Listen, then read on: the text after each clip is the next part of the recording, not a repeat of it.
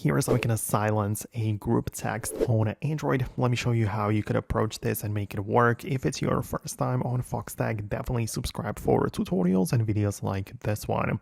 So it depends on which service or app the group text is. For example, a lot of people use WhatsApp for their group messages, and in that case, you can just open up the application like the WhatsApp Messenger, and you have the ability to find the group chat, and you can just hold down on it like that.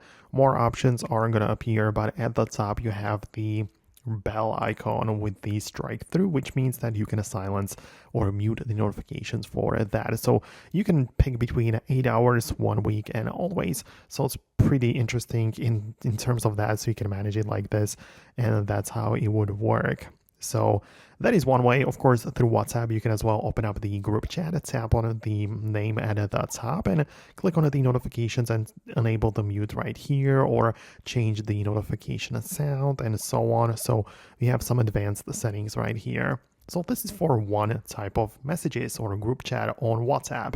If you mean the one in the built-in messages app or through RCS messaging, then you can open up your messages app the same way, go to group chat and tap on the person at the top, and you have a few options here too. You can obviously snooze the chat, which means that you will not be notified about it. No sounds or notifications will be delivered at all. So an interesting option right there. Or you can as well click on the silent mode, and you can as well mute it for some time or another. So it kind of depends on what the goal is, but the point is that it's pretty much the same pattern. You get inside of the group chat, tap on the name at the top, and you should be able to see the mute settings.